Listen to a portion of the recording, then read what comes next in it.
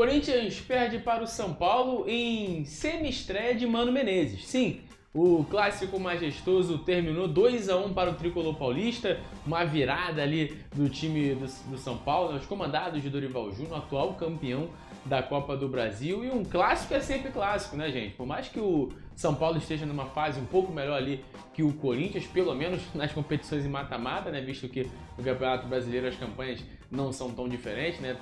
Estava, né?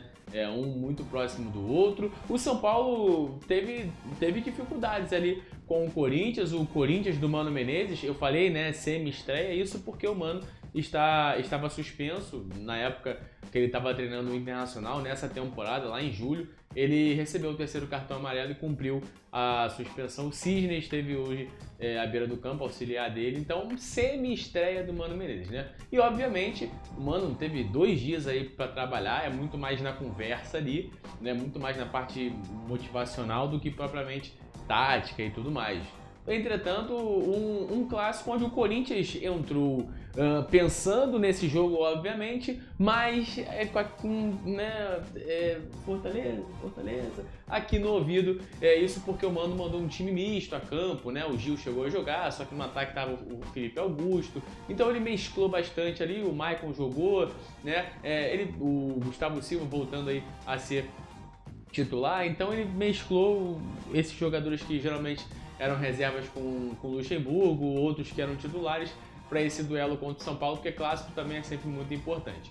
O início do jogo onde o Corinthians, surpreendendo o São Paulo, ali com muita competitividade, conseguiu achar o seu primeiro gol numa saída de bola errada. O Romero aproveitou, chutou e converteu. Posteriormente, Calleri faria o gol do empate e logo depois também o gol da virada. O segundo tempo, o Corinthians voltou mal também, o São Paulo conseguiu ir controlando a partida e com o Renato Augusto em campo, o Corinthians chegou a ter um pouco mais de criação, aquele cenário que a gente já conhece, né? Chegou a ter um pouquinho mais de criação, entretanto, né, muito pobre de movimentação, muito pobre ali de criação de maneira geral, né? Você acaba se limitando a poucas jogadas porque você não tem tanta variação assim.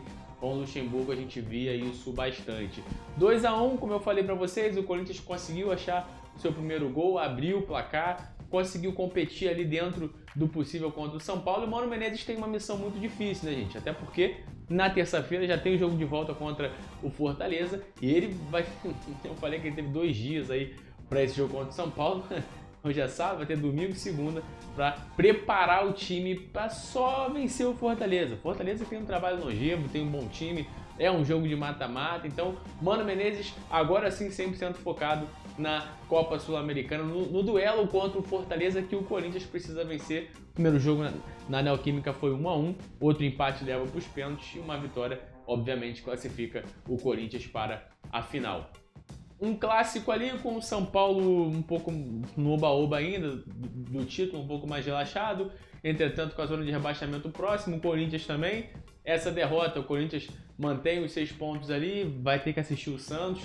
Vai ver ali se o Santos ele vai conseguir uma vitória, vai diminuir, vai voltar a ser 3 pontos ou não. Enfim, preocupação 100% agora com a Copa Sul-Americana, mas né, com aquele olhinho no Brasileirão, porque a zona de rebaixamento pode se aproximar mais uma vez. O que eu tenho certeza, amigos e amigas, é que o Mano Menezes vai ter muito trabalho nesses primeiros, eu ia dizer meses, né? Nesses primeiros dias de Corinthians.